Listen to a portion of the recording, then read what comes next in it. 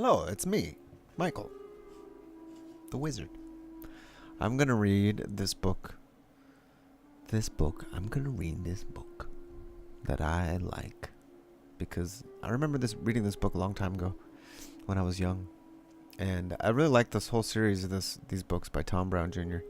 They're great. Let's borrow it from the Internet Archive. Borrowing it for 1 hour. And I'm going to read one chapter. Yes, doors are welcoming. I was just making some door pictures. Cool, like to put some doors in landscapes. All right, here we go. Oh, I have this thing open. That's why it's like that. Oh. All right, the first chapter. Let's see what it's called. Let's see what this chapter is called. It's called Grandfather's Quest. Oh, but there's an introduction. Sweet. Let's get in there. Introduction. Grandfather was in... Oh, gosh, I can't read that. Let me zoom in here. A little bit more, because I'm blind. What does that say? Grandfather was an acronym. He did not belong in the space and time that I knew him. Is that right? No. Anachronism? What does that mean? An acronym. What does that mean? We'll have to look it up right after this. Grandfather was unless you guys know, type it. He did not belong in the space and time that I knew him. Oh, maybe that's what it means. His wisdom does not fit into modern society, but is the call to wilder times and places where all things are real. Modern time and place had no value in his world, for his world was without limits or time. His world was that of nature and eternity. I doubt if he ever really knew how old he was or any of the political boundaries that defined the place of his upbringing. He was truly one of the ancients, part man, part animal, and almost entirely spirit. His home was the wilderness, and in wilderness he tested all things. Most of all, he was a searcher of truth, trying to define his world and to preserve the purity. His was a life of grand simplicity that few would never, ever know, where true riches were defined in beauty and not the false gods of the flesh. I do not truly know the story of grandfather's entire life and wanderings. Many things I can only assume. I do know that he wandered throughout his entire life, gathering and preserving the skills of survival, tracking, and awareness. Most of all, searching for the basic truth in spirit. For instance, he did not just teach me the making of bow and arrow. I wonder if he's going to say like his relationship with him. He's got to sum it up. Bow and arrow that was used by his people, but in all, the making of 12 types of bows and arrows. His survival skills came from the far reaches of northern Alaska to the Argentine wilderness, from the east coast to the west coast and everything in between. All of the physical skills that he taught were a composition of the various tribes and cultures that span the country, selecting the skills that worked for everyone and not the skills that worked for only a few. So too was his knowledge of philosophy and religion, which was even more expansive than his knowledge of practical skills. Grandfather was born into a small nomadic clan of Lipian Apaches sometime in the 1880s, before the Apache people had been fully relocated to the reservations. I could only guess at the specifics of his childhood, about which he was always very vague. From the stories he told, the first 2 years of his life, until the horror and butchering of war came from the south and killed most of his family and relatives, were spent in the American Southwest. He was then taken by his great-grandfather, a revered shaman and warrior, to the seclusion of the trackless desert and mountains, there, with a small group of elders and a few children. He was raised in the old ways. It was a nomadic and simple existence, hidden from the wars that beset the territory and from those who sought to destroy the centuries-old way of the Native American life. The old ones, seeing the greed and destruction that the whites caused, would not permit anything of the outside world to be taught or used by their people. Theirs was a pure existence of ancient skills and natural wisdom to guide their lives and destiny as people, when most tribes had fallen prey to the reservations and atrocities of white suppression. Grandfather's people lived free and unfettered. To all but the mountain spirits, it would seem that they did not exist. Grandfather's people developed the skills of survival, stalking and tracking to absolute perfection, for these skills were necessary to their survival in their ability to escape detection. They were almost invisible, and the actuality of their awareness kept them safe. Oh, the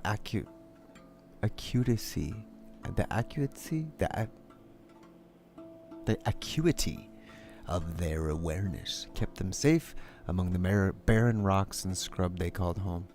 They deftly moved from one camp to another, living free and wild as their ancestors had. The power of their wisdom, worship, and medicine grew with the aesthetic life they lived. The world of the spirit became single guiding force, and the vision of the small group. The quest was to live in peace, to walk with the Creator, and to keep the old ways alive. It was a life characterized by an extreme simplicity on both a material and a spiritual level. And out of the deepening of an understanding of the spiritual dimension came the ability to speak a different language, the ability to communicate with each other and the natural forces in a real, forceful, and essential way. Grandfather often spoke of his people, of their teachings and love. To this day, their legacy remains a guiding force in my life. It is very difficult to write a book about Grandfather, not because I do not have enough stories about his life, but because I do not have enough stories about his life. Because rather too many. It is hard to choose those that would fit into any given book. I see now that it would take several books just to cover the most important experiences of his life, and still that would not even come close to covering them all. It became a frustrating task to figure out which stories would fit into this book. Alas, I could only choose those that created his most basic philosophy of wilderness and spirit. There is so much more involved in the fabric of his consciousness. So much detail I was forced to leave out. An obstacle came to me in the telling of these stories because they are secondhand. I have assumed much in the retelling. The only thing that I feel comfortable with is the fact that when Grandfather told us a story, he didn't just tell it, he relived it with all the emotion and detail. When he told a story, we too became part of the story and felt much of what he was feeling. The Native American people were such grand storytellers, and I am honored that I have been a student of one of the best storytellers. Still, it is so very difficult to retell someone else's life story. No matter how hard I try, there is always the probability of something being left out or not stressed enough. Another difficulty with retelling a story about Grandfather is that he was locked into the keen perception and sensitivity to the world of nature and spirit.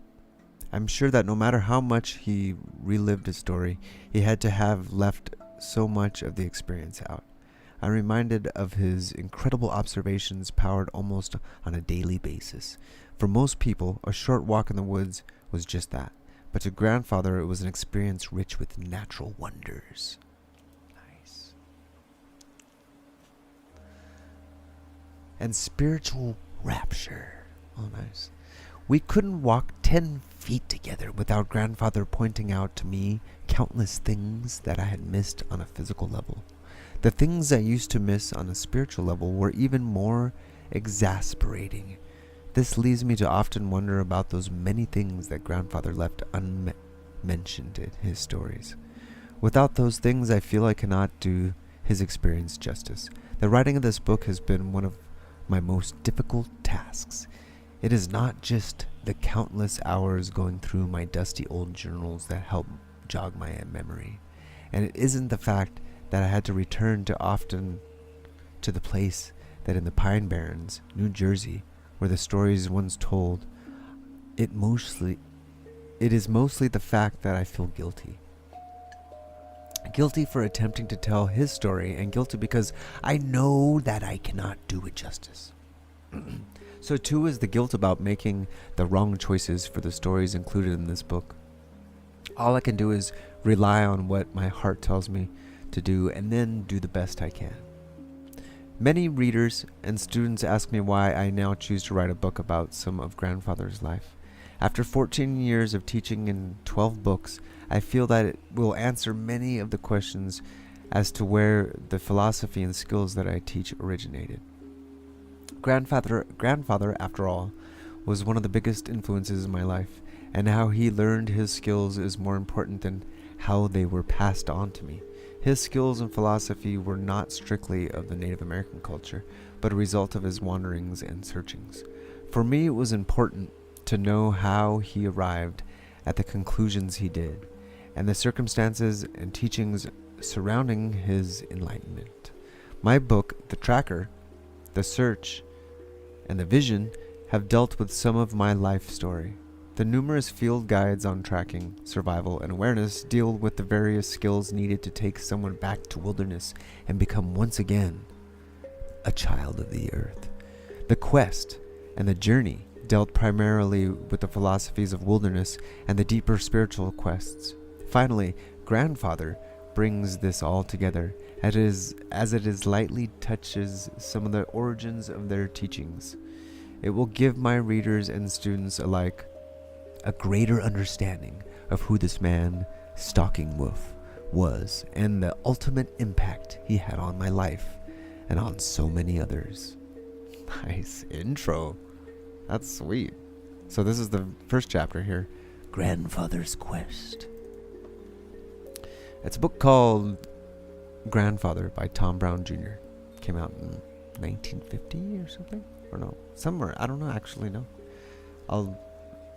Publication date 1993. I don't know why it says 1950. I think that's when he was born. Alright, here we go. As I see it, Grandfather had just 3 missions in his life. His first mission was to try to learn, preserve, and pass down as many of the old skills of survival, tracking, and awareness as possible, and do so by living with the earth with as little as he could.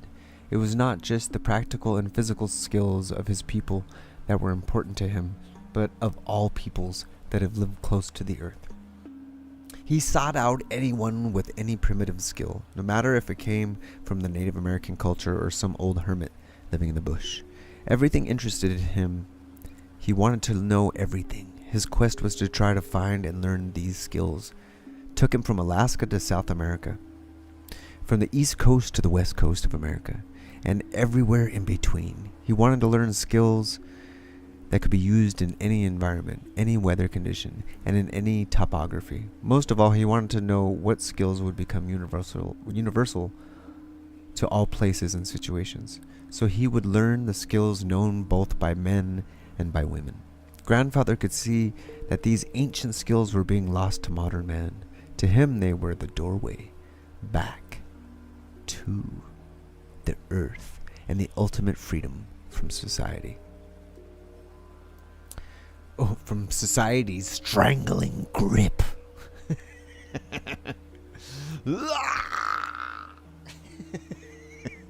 They were a way to fulfill one's purpose for being born to the earth, to make things better for future generations by caretaking creation. Their survival skills were tools.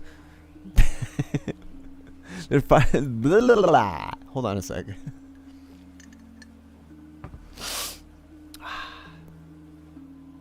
Ready? Here we go. The survival skills were a tool that would end the struggle between man and nature, where there was no longer any clash, only a perfect balance and harmony. It is through these skills that man can make a home in wilderness, a real Garden of Eden, where all struggle was finally ended. So the preservation and use of these skills became his first quest, a quest that would not end until the day he took his final walk.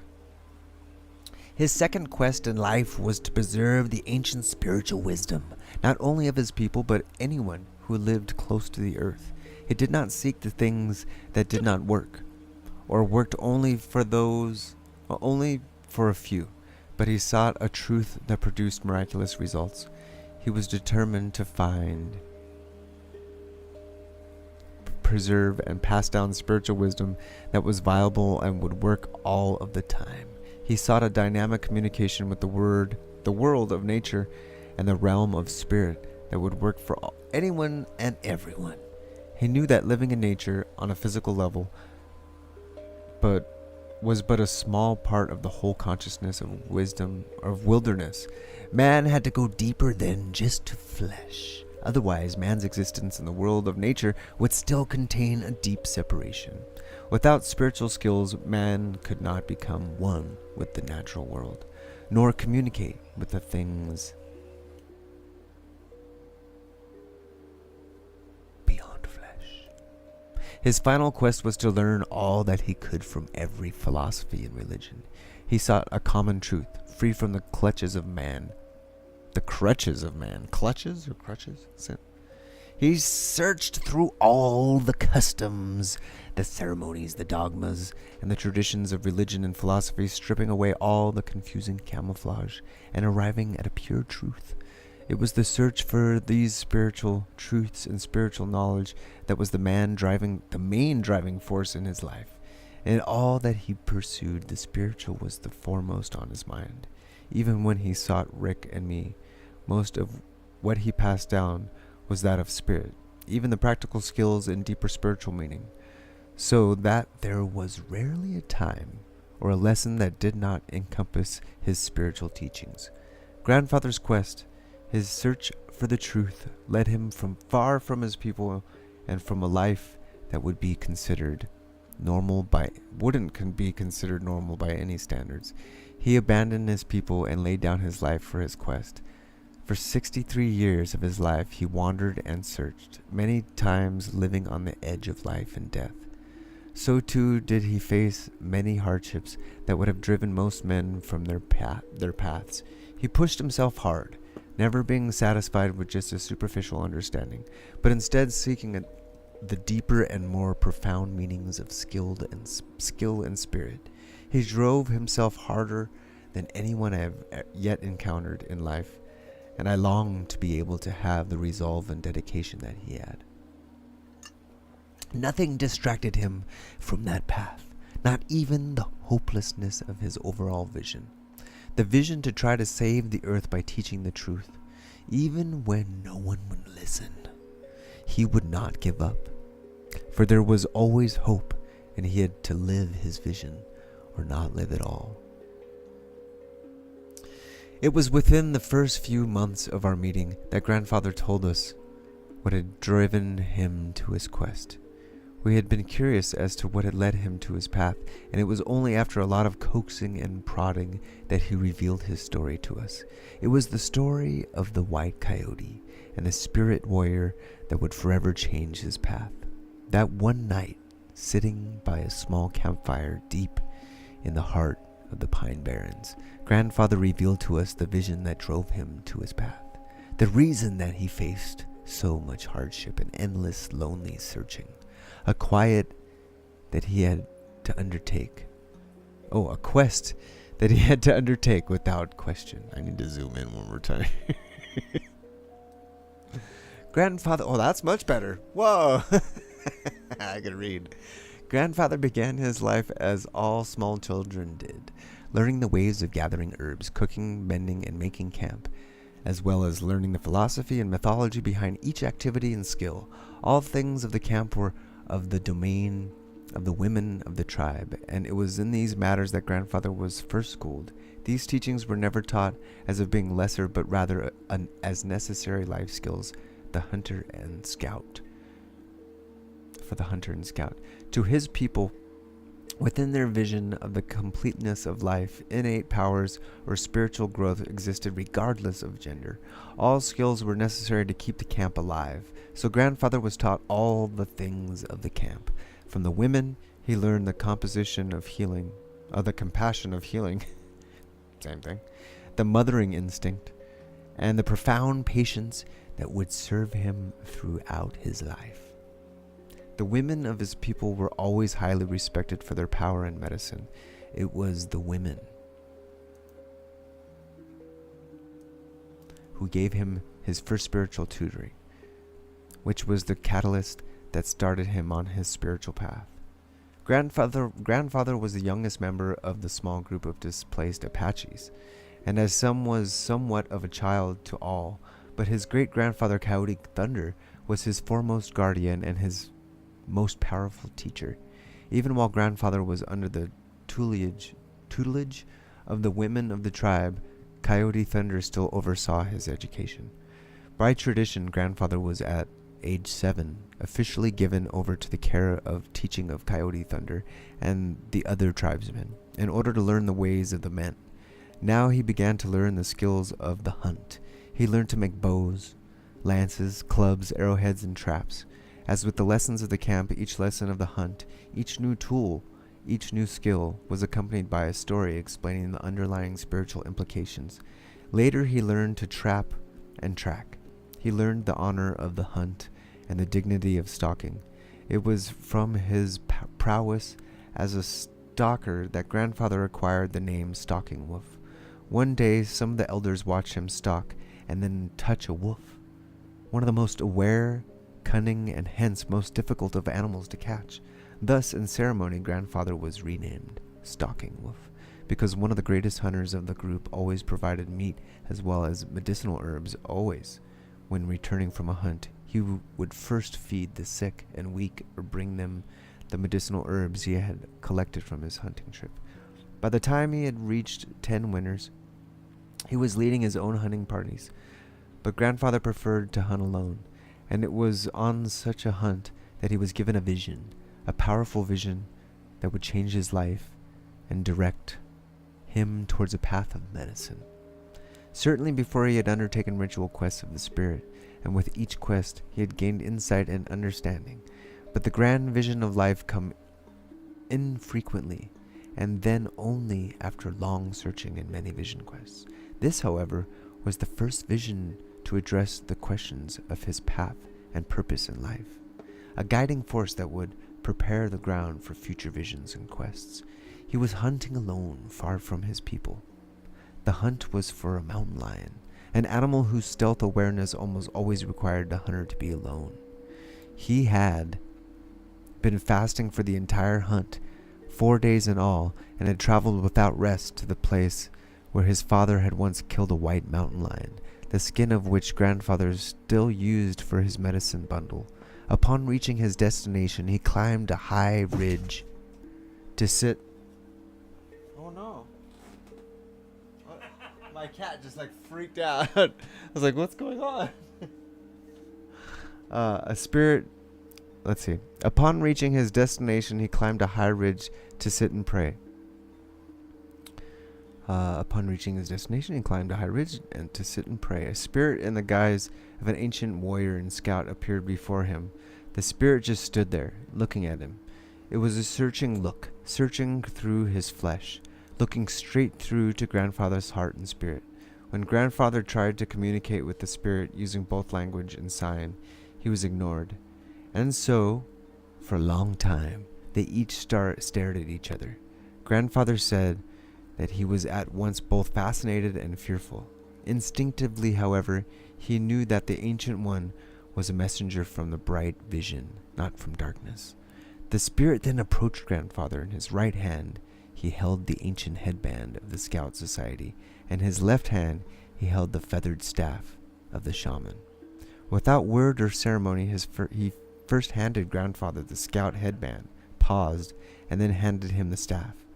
Grandfather trembled inward with fear and excitement. Unable to think or move, the spirit backed away and resumed its silent vigil, gazing at grandfather as he held the gifts in his outstretched hands.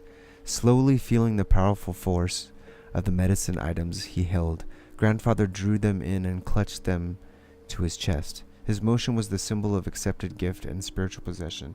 At this sign of acceptance, the Ancient One smiled, nodding slightly. then made the sign for 10 winters, 10 years, and faded from view. In his place stood a huge white mountain lion. It growled at the sky, turned, and then slipped from white to gray, and then to shadow. Grandfather was taken with what he had just experienced. The objects he held were very old and tattered, but they were very real and extraordinarily beautiful. He was aware of the awesome power, the mystery they contained, and the honor of holding them. They were fascinating, compelling, as if containing the knowledge of all ages. He sat until dark, rethinking what he just witnessed, and the mystery of all that had happened overwhelmed him. He had so many questions, and the answers that came were vague at best. He arose from this place and walked down to the creek to wash. From the mist of dusk, the spirit reappeared, this time accompanied by the white mountain lion, walking by his side. From across the creek, the spirit again stood facing him, watching. Again, and then after a long, oppressive silence, he made the sign for 60 winters and gestured toward his grandfather. The mountain lion arose and leaped across the creek to grandfather. With an uttered sound, the lion passed to grandfather the ancient medicine of the traveler, which across the riverbank the ancient one pointed the directions. Motioning to the east, the spirit and the lion faded into the shadows. Grandfather looked towards the eastern horizon where the spirit had last pointed, and there, in a cluster of pines, stood a young white coyote. But it too faded from view, vanishing into the moonlight. Grandfather was even more shaken. Greater questions fell around him. Try as he might, nothing seemed to make any sense. Grandfather stayed in this sacred space for 4 more days, waiting for explanations, searching for answers. Perhaps there would be yet another vision, one that would dispel his confusion. When earth and spirit refused to speak, however, he headed back to the tribe and to the wisdom of the elders. The ancient traditions was to seek out the guidance of the elders and tribal shamans, especially where a vision was concerned. The elders had always helped before, on all his quests and spiritual teachings, but he wondered if they could really help him now. He didn't even know if he should reveal any of what he had seen, or, for that matter, show them the sacred staff and headband. Did his reluctance to share these matters stem simply from a feeling of possessiveness? Or could it possibly be that in the sharing he would be violating some sacred trust between himself and the spirit of the scout? He took his time with the journey back to the encampment, so he would have plenty of time to search his heart for answers. By the time camp came into view, he knew what he would have to do, and that was to ask the elders to help. He had searched his heart for the answer, and it felt good. His heart was, he knew, the only thing he could truly trust for clear thinking. And so he asked the elders to give him a council fire, following the old tradition and presenting them with all gifts for their time, effort, and wisdom. That night, in a simple ceremony, Grandfather danced his vision, describing in detail its events and symbols. He displayed the sacred items, but sensing the sacredness and power within, none would touch or disturb them. Once the vision story was complete, the elders asked Grandfather a few questions for clarity, then sent him away. It was customary to leave the elders in silence once the vision was told. This would give the elders time to discuss the vision, and the seeker time to meditate. It would also allow the elders time to prepare for any ceremony or ordeal that they felt the seeker should witness. 4 days later, Grandfather was called from the hills, his personal place of solitude and prayer, to sit before the elders. They met him in a big bushy lodge at the far edge of camp. The mood was somber and reverent. They sat in a semicircle before a small fire, and the smoke of many sacred herbs hung heavy in the rafters. Opposite that semicircle, Grandfather sat alone before the fire, awaiting patiently the reply of the elders. Coyote Thunder spoke first, his voice weak with age, trembling with sadness. Yet the gleam in his eye held hope and pride. He told Grandfather that the vision and the spirit had guided him towards a path we must take. To follow his vision, he must first spend 10 winters training to become a scout, one of the most powerful positions in the tribe. He must then abandon this path for another 10 winters and seek the path of the shaman and healer. And finally, Coyote told him he would have to leave his people and wander alone for 60 more winters, seeking vision and knowledge, until his vision was reality. Grandfather's spirit soared at the thought of becoming a scout, and he felt greatly honored that he had been chosen for a path of the shaman, but his heart was sad at the prospect of having to leave his people and his homeland for so long a time. He asked Coyote if there was a way he could stay and still fulfill his vision, a way in which all would share with him his honor. He could honor his people. Coyote was adamant in his refusal. A man not living his vision is living death. Until there is a question that the vision was a trick of the mind, the vision should never be altered. But the sacred items I hold are real, and so the vision is real. Coyote went on to explain that Grandfather's calling was from the Creator and his undertaking was necessary for the overall vision of his people and of the earth. That although Coyote's heart would be sick and sad at Grandfather's eventual departure, the journey was essential, even critical.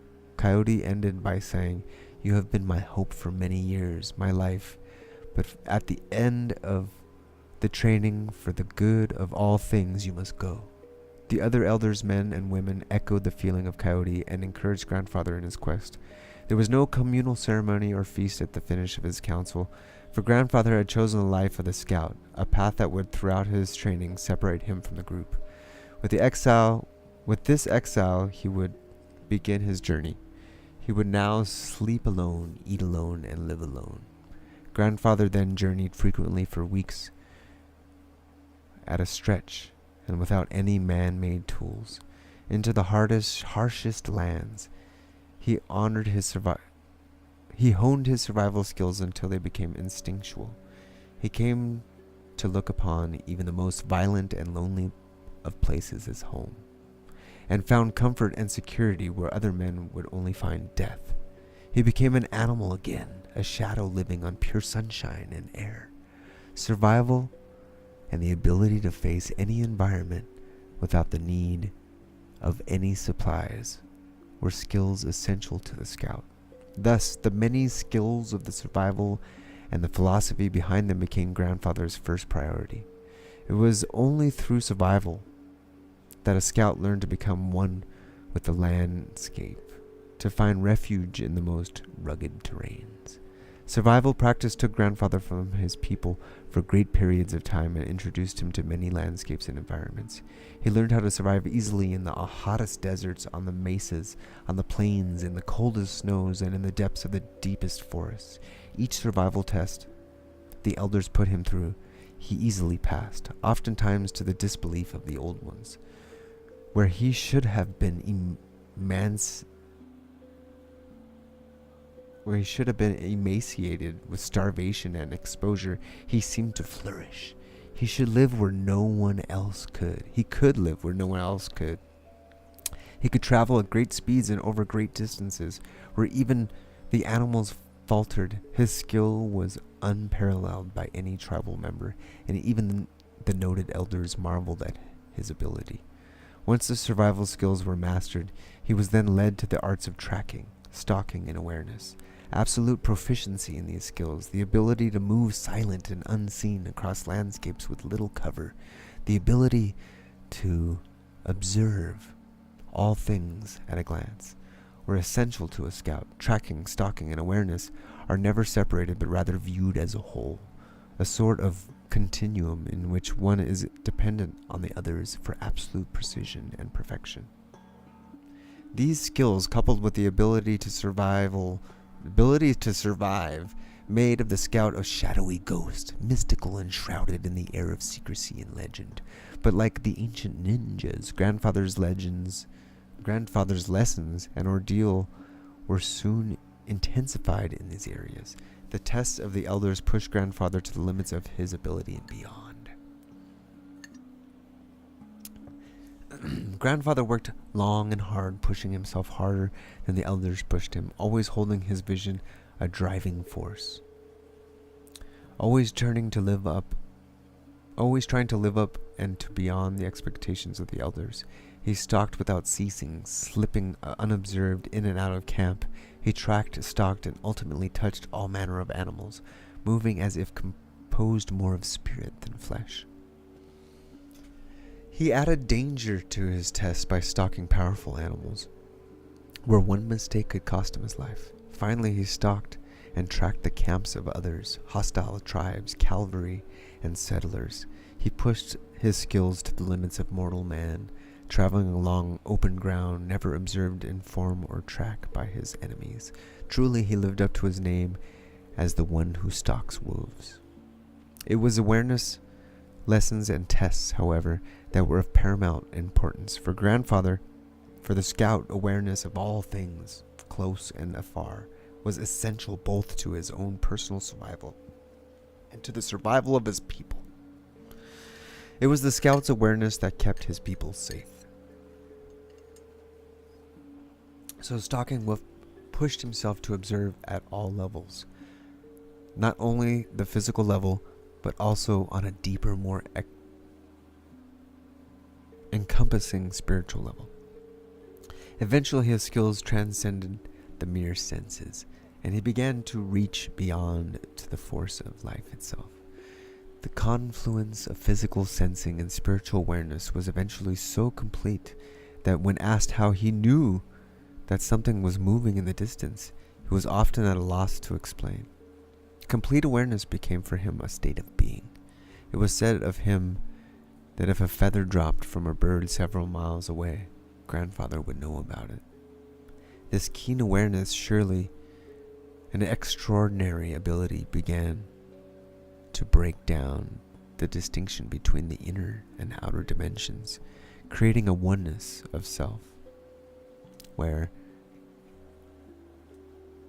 nothing happened that he could not feel.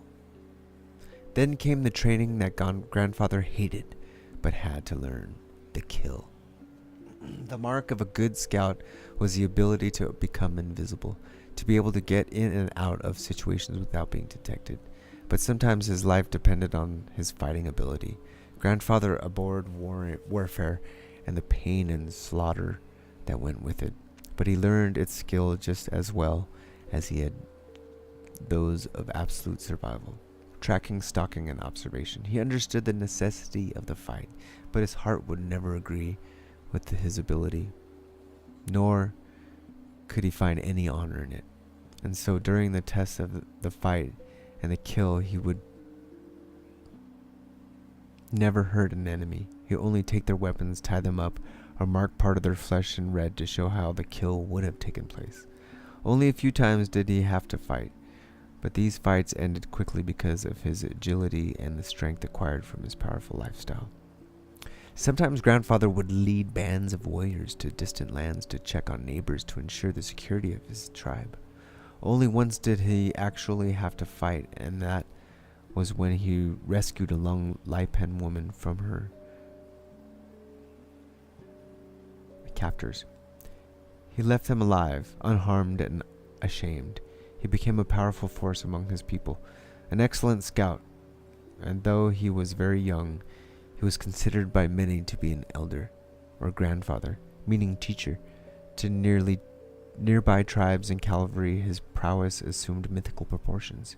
He was so feared by many that many a fleeting appearance by him at the edge of camp would send warriors into blind panic. To neighboring tribes, every time something went wrong or missing, the people would smile and blame it on Grandfather. When someone was walking alone and felt he was being watched, the common expression was that the wolf was doing their watching, or he was wolf-watched, as it was sometimes called. As Grandfather's skill as a scout neared perfection, the elders held a council with him again. It was just past 5 winters from the first major meeting, and they met as they had met before. In the big lodge at the end of the old village, again he faced the elders, but this time the ambience of the lodge and the mood of the old ones were different. The lodge itself had remained the same, the fire at its center and low, and the smoky scents of sacred herbs hung in the air. Now, however, the lodge was filled with the myriad sacred items of the tribe, and the elders wore their most sacred attire. The attitude was one of reverential worship. A lone drum rang out softly from the dark recesses of the outer edge poles, and there was a presence beyond that of the elders. It was a powerful feeling, a feeling that the spirit world stood with rapt attention, watching, waiting, guiding the words that the elders would speak. The old ones seemed to be listening, beyond the mortal sounds of the night, to voice that only the pure heart would hear. Grandfather stayed in the lodge for 6 days of teaching from the elders. They all fasted. They all prayed. Sleep was rare. When one elder counseled grandfather, the others would sleep. His mind and emotion, body and spirit swooned with fatigue and the intensity of it all. But he held on. He knew that this was his initiation to an apprenticeship in the shamanic way of life. This had been his vision. This was his driving force, and he wanted to live his vision or not live at all. The lessons imparted during this session in the lodge formed the essentials of the code of ethics by which the healer and the shaman lived, a direction and a path to greater spiritual power. Chant, song, and ceremony followed each of the major lessons. At these times, the lodge would come alive with sound and motion, freeing grandfather's spirit from battalions of fatigue. At the end of the 6th day, grandfather was sent away for his first test. He would wander the deserts for 2 moons. At the end of this time, he would return to the elders, if he was still alive, for further counsel. The desert felt like a furnace. His task was to face his emptiness purely, to live without tools, fire, or clothing. He could not trap, hunt, or kill. Instead, he would have to forge the leaves of plants, as did the deer, and lick dew from the rocks and sand, as did the mice. No shelter could be built, for he had to wander to the limits of starvation, thirst, and fatigue. He was not permitted to speak or communicate in any way with any being, not even with the Creator. To all, he no longer existed. He was to walk as the dead. It was his first trial, a trial of one long waking vision quest, to show himself and the Creator that he was worthy of the path of the shaman, to show of all creation that he, turn the page, wished to walk this path more than he wished to live, and that everything he owned, even himself, was sacrificed and dedicated to this path, this vision of visions.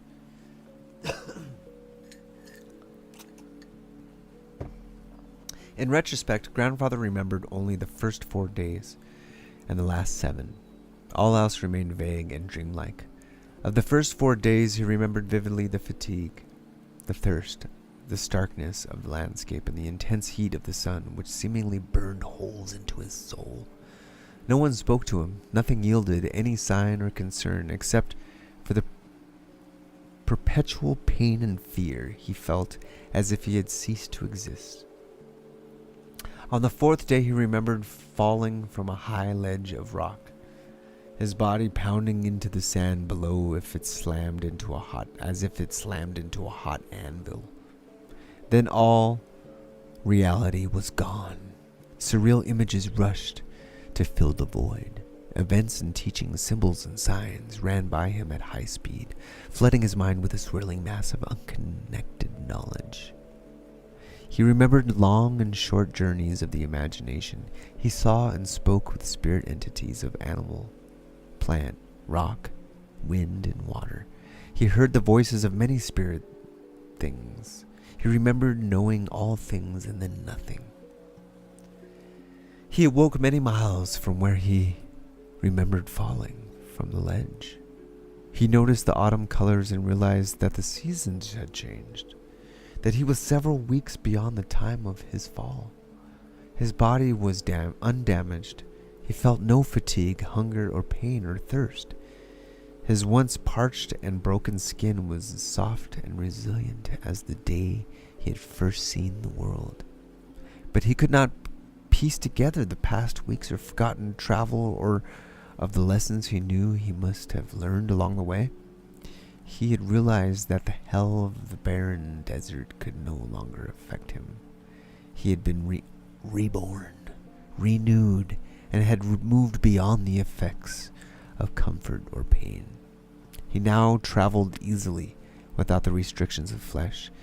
His senses reached beyond human limits. He knew instinctively things of life and of creation that he had never consciously, willfully learned.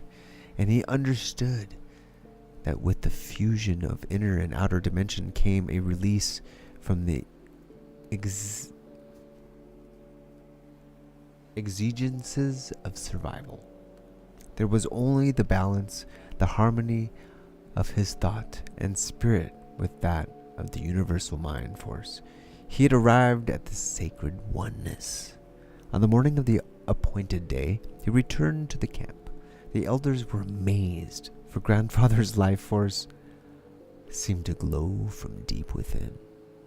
He stood fresh, relaxed, and powerful, unscarred from the ordeal. It was as if the Creator had taken his life, only to send him back more alive than he had ever been, full of knowledge and power. From that day, and for the next 5 winters, he was schooled by the elders, and he flourished. His lessons were learned quickly and effectively, and his tests and trials were undertaken with ease. His knowledge of old ways grew daily, but as months passed, Grandfather began to see that the old ones could teach him no more, and all they could offer was a physical reinforcement of what he had already learned intuitively on his first quest in the desert. The desert quest had certainly been mysterious, shocking sometimes, yet he never questioned the truth of the spirit world or the Creator. He knew that all things were possible. He did not need to know why. All he needed was absolute faith. Nearing the end of his training, the elders began to address him as Grandfather, though he was still in his early 20s, as First Coyote Thunder called him brother. But it wasn't long before he, as the others, called him Grandfather. He was given all the honors of the elders, and he traveled frequently into the wilderness to quest and pray, or to heal a distant patient. The group quickly learned to depend on Grandfather's wisdom and power for guidance. It was when he returned from a long trip one day that he discovered his people gone. Not a mark of foot, fire, or lodge could be found. It had been swept clean by the fiery winds of the desert, and even his keen eye failed to find a sign. At the center of what was once camp, however, was his scout headband and the staff of the shaman. Hanging from the lance in the circle were 60 feathers. He knew that the time had come, as his long ago vision had declared, for him to wander alone, far away from his people. As Stalking Wolf pulled the lance from the ground, a coyote sounded from afar. He lifted his eyes, and there on the ridge in the misty distance stood Coyote Thunder. His great-grandfather waved a solemn goodbye, and Grandfather knew that this would probably be the last time he would see him. Coyote was very old, over 100 years, 100 winters, and health was failing. Suddenly there was the call of another coyote. The mist of the distant ridge cleared. Where Coyote had stood there was a young boy, dressed in the clothes of the white man, collecting ancient stones, talking stones that spoke of ancient times. The boy stood and waved to Grandfather, as had Coyote. When he was gone, then he was gone. Grandfather struggled to find the message of what he had seen. First, there had been Coyote, and then a boy. A white boy. At that, playing with stones. It didn't make sense, but the land remained mute and unyielding, and a great loneliness filled him. For over 20 years, his small tribe had been his family. Now, because of his vision, he was forced into exile. This vision seemed to have no end, except perhaps in the wandering itself. Was there more? He knew that he would spend the rest of his life looking for the answers to the question. But for now, he just sat at the old camp, searching his thoughts for a place to start his journey, his quest. He lost himself for a while in the work of setting up camp, for here he decided to stay until the path revealed itself. That night he dreamed of a white mountain lion calling him back to the place of the original quest. Before the morning sun broke the horizon, Grandfather had broken camp and was heading back to the place of the original vision. He hadn't been back to that place since the vision, and now he yearned to drink of its purity and isolation once again. There he hoped he would find the answers, or at least a direction. He traveled quickly as a scout, avoiding all the potential dangers, real and imagined. His mind was fixed on that sacred place where it all began for him, for his father, and for so many of his people.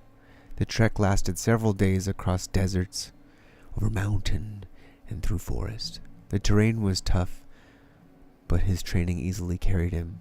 Like the eagle soaring the skies, his trip was an effortless flight. It was sunset as he approached the final ridge that looked over the sacred area. As he neared the top, the memories of his first trip flooded forth.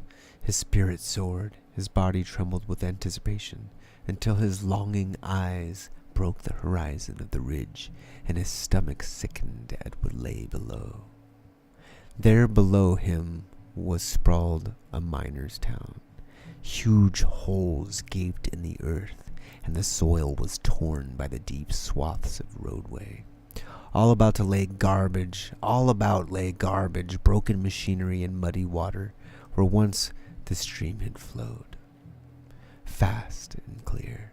Buildings were tossed about the landscape in a careless, haphazard manner, and the smell of rotten sweat and liquor filled the air. On the winds drifted the drunken laughter, arguing, and turmoil of the inhabitants. People stumbled from building to building, throwing bottles to the ground, laughing, shoving, and shouting. This sacred place had been destroyed, butchered. Trees had been cut, rocks moved, and the solitude destroyed.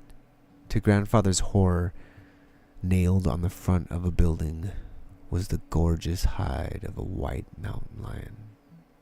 A coyote sounded near Grandfather, and the people began firing guns blindly at the ridge where Grandfather sat. In a flurry of bullets, Grandfather slipped from the ridge and to the safety of the wilderness, his head spinning with disbelief, anger, and pain. He wandered aimlessly for many suns, trying to understand these white people, who had no regard or reverence for the natural things. Moreover, he did not know why the mountain lion spirit had called him back. Why? What reason could there possibly be in all that destruction and sacrilege? What reason could there be for him to be its witness? The more he thought about that sacred area, the more he knew that he had to go back and find the lesson in the destruction. Whatever the intent, he had to follow his dreams and visions, seeking their wisdom no matter how painful. It was an incomplete answer, but it was the only direction he had right then, and he knew that no more would be given until he followed the one at hand. What troubled him, perhaps, even more, was that he should have known something was wrong miles before he got to the sacred area. Had the sacred area scouts failed him? Or did the spirits blind him to the warning? He would return again to the deceased town, only this time as a scout, to get a closer look. He used the cover of the night to slip back into the town. He knew that where there were villages, there would be men scattered throughout the surrounding area. The nuances of the night foretold of people coming and going all around him. but he could sense their apprehension, their inability to blend with the landscape, especially at night. He was secure in his skill, and at home in the wilderness of darkness. His trip went easily. Not a bird or beast sang of his arrival. To all concerned, he was invisible.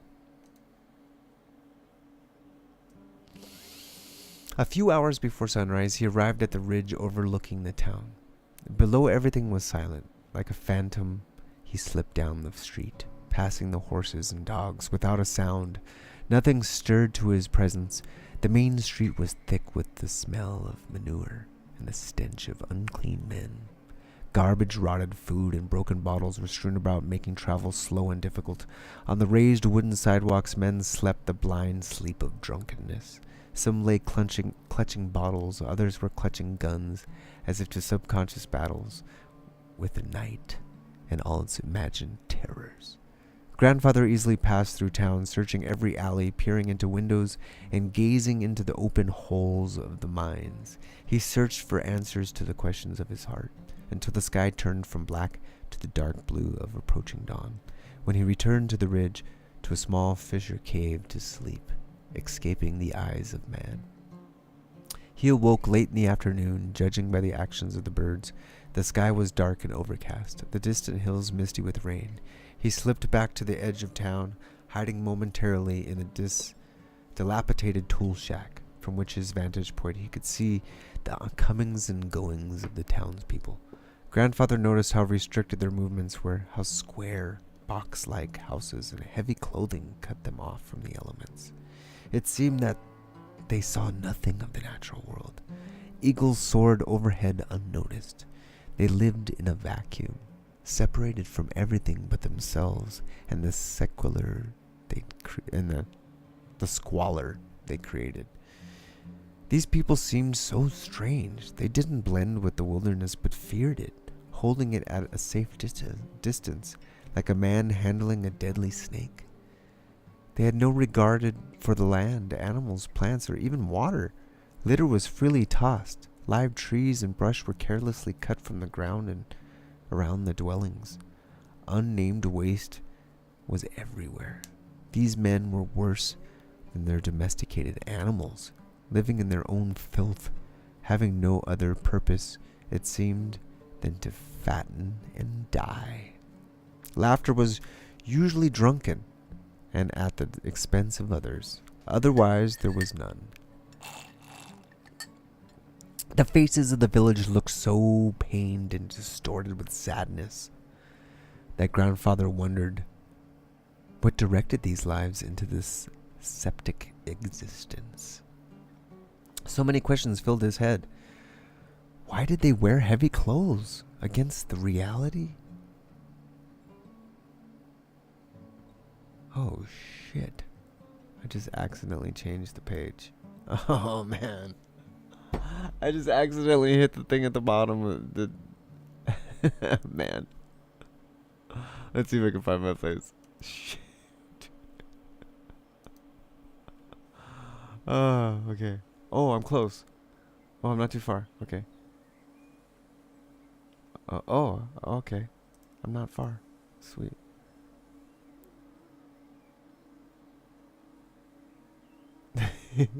Sorry, guys. Okay, here we go. These people seem so strange. So many questions filled his head. Okay, here we go. Why did they cloister themselves in sterile houses, rush about so aimlessly, or take such great time and care with simple processes of survival? Their lust for comfort, security, and safety seemed almost barbaric. It was foreign to Grandfather's thinking that anyone could consciously insulate themselves so lavishly from the wilderness and life itself. Grandfather's attention was drawn to a young boy, a Native American, but of uncertain origin. His hair was crudely chopped, and he dressed in old, ripped clothing of the white man that was far too big for him. His walk was labored and clumsy in the heavy boots. Not all that not at all the fluid and silent gait of his ancestors. He was stumbling around a wagon while unloading bundles onto a deck. One of the bundles burst and spilled onto the muddy street. A large white man who had been standing on the platform the whole time began screaming at the young man, finally kicking him in the chest, then throwing him face down into the mud. Other people began laughing at the boy as the man beat him with a whip. As the boy collapsed in pain and humiliation, the group of men went inside the building. Grandfather stared on in horror, for they had treated that boy worse than they had treated their animals. Rain began falling hard, casting the village into a darkness of cloud and mist.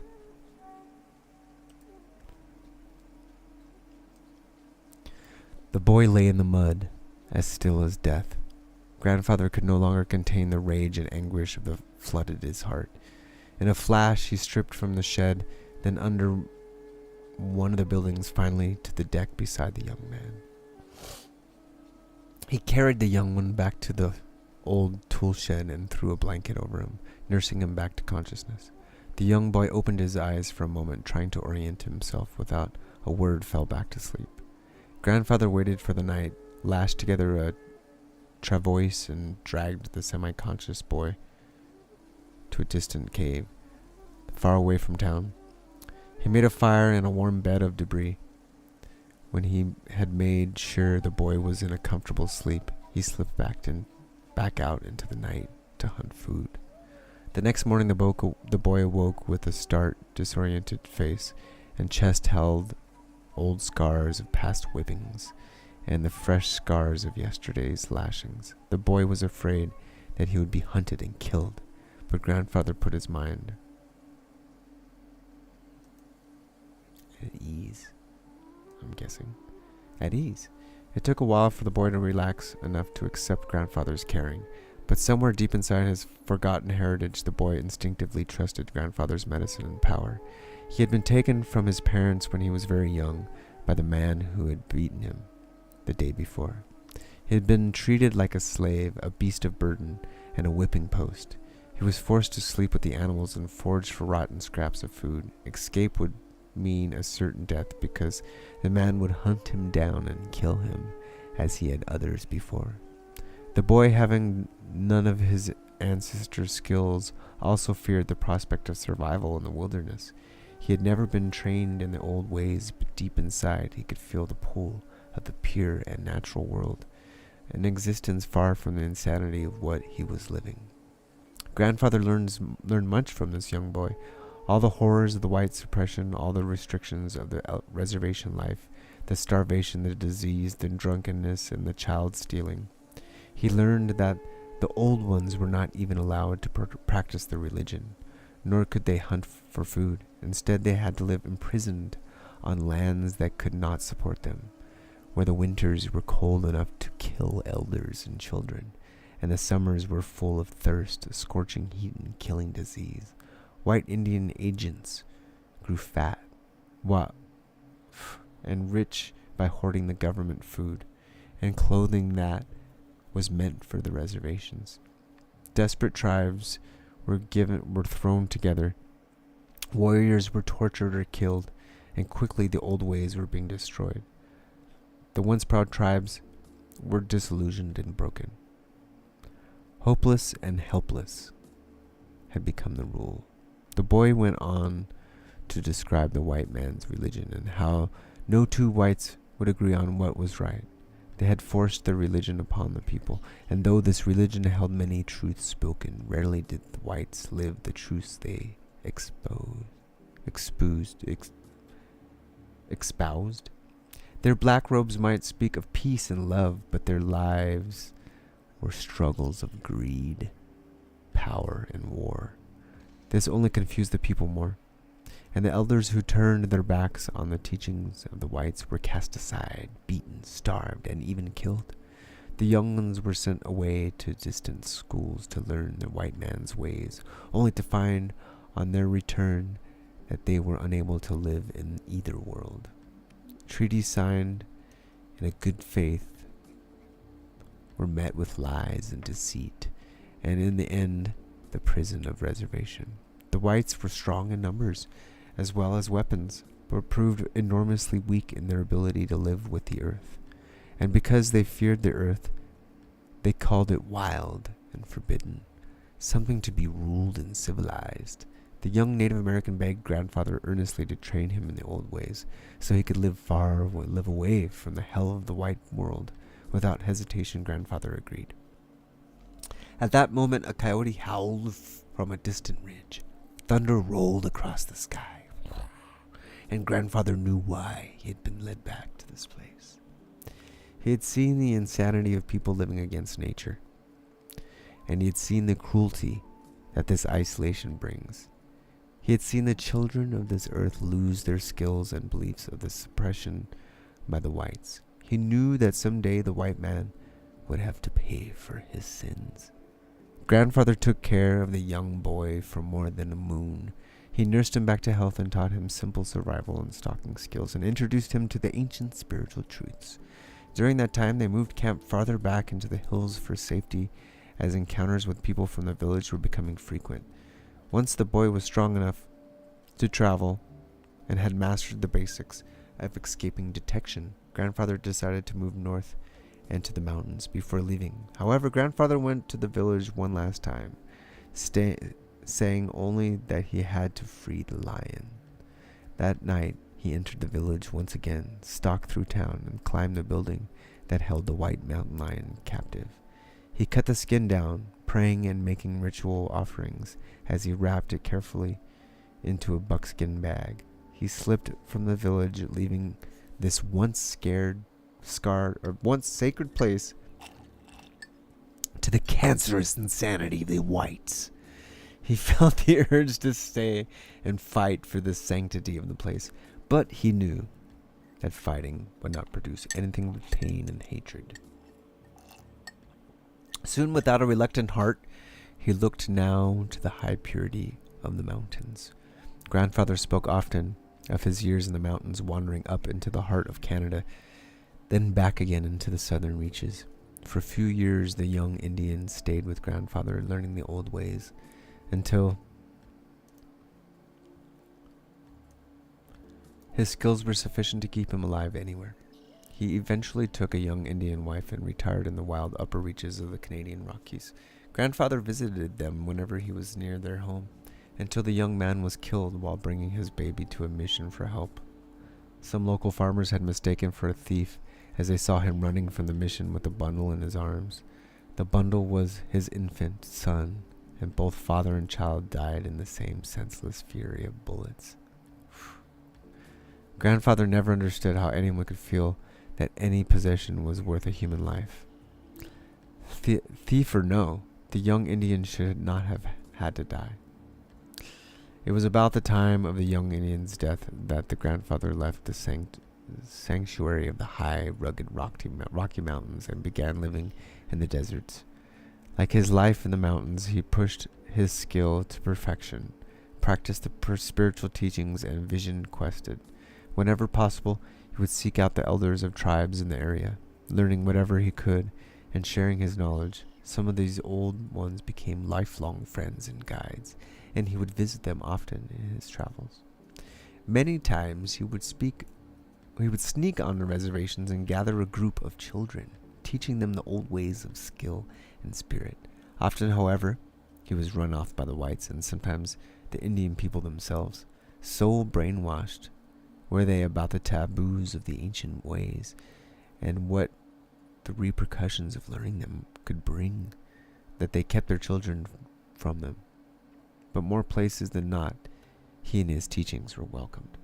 Again and again, another calling, another vision, would lead him to other lands. His spiritual quest led him to the west coast, up to Alaska, down the center corridor of the Great Plains, to the Mississippi Valley, up the east coast again, then back down through Mexico and into Central America.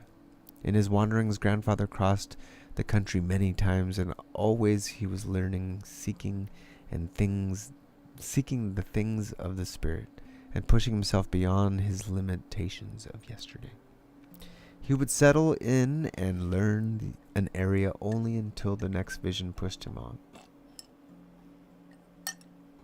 But even where he did settle, there was little rest, for he was always a scout living secretly and undetected, fearful always he would be caught by whites and sent to a reservation.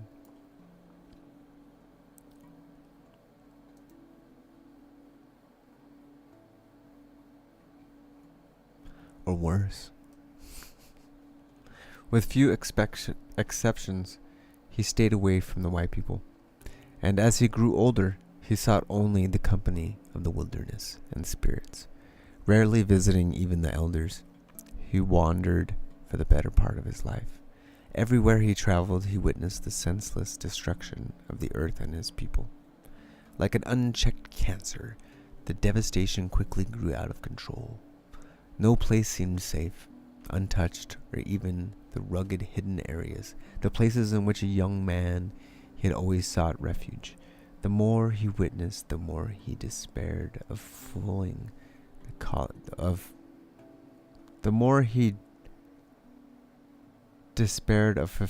calling of his vision, of becoming a great and inexhaustible teacher.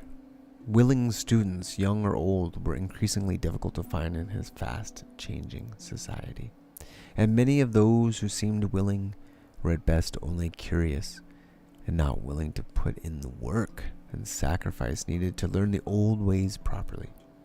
Modern society had produced people who thrived on instant gratification, on lightning fast and easy learning. There was new values were foreign to the teachings of the earth. He was growing old and running out of time. His desperation, loneliness, and despair were intense. His vision had led him to a weariness beyond old age. There seemed to be no end in sight to the helter-skelter folly of modern life. It was at this pinnacle of despair and old age, when his vision was fading, that Stalking Wolf decided to end his life. He felt as if the spirits had abandoned him, that he had not followed his vision properly, that all was lost. So he wandered back to his homeland to find his people, and decided that if he found them vanished like so many others, he would end his existence. He wanted no longer to see the destruction of Earth. He would rather live out the remainder of his years with his people or not live at all.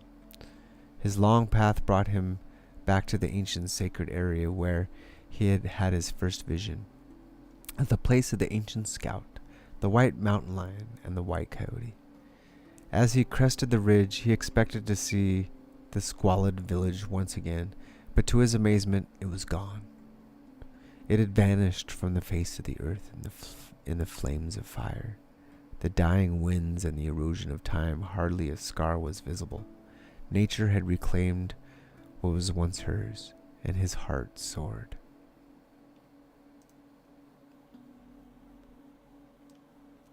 He set up camp near the same rocky outcropping where he had had his vision. Here he felt safe, and here he wanted to stay until he died.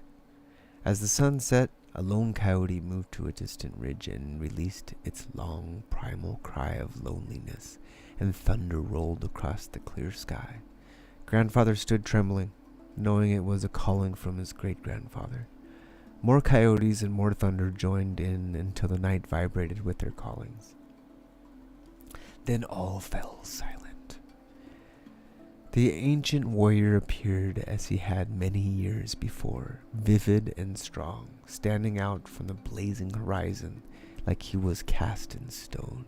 He motioned to Stalking Wolf, then as before he motioned to the east, only this time with more power in his command.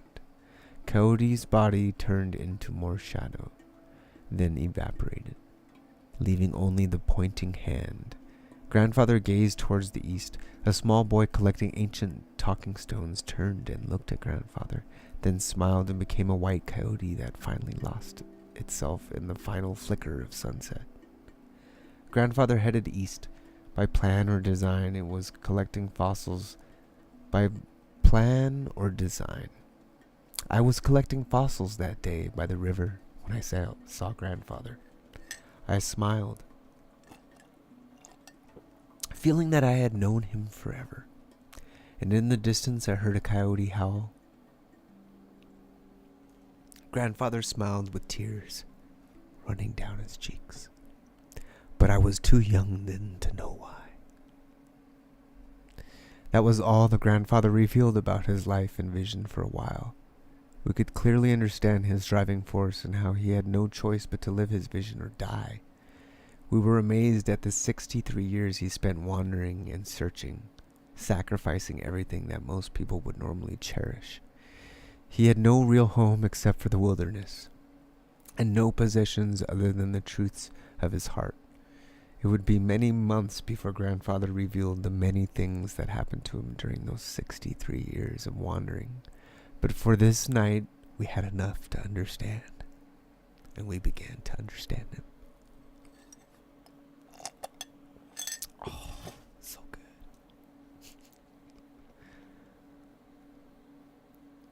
Oh, I gotta borrow it again. I ran out of time. I think that was the end of that chapter, though.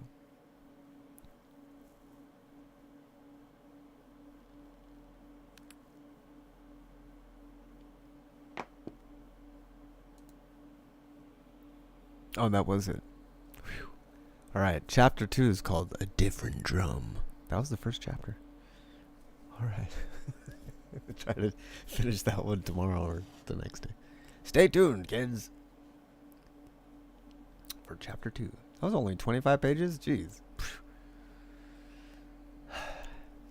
It's not easy reading out loud. I was starting to stumble there at the end. All right. Thanks for listening. If you want to hear this again, it's on YouTube.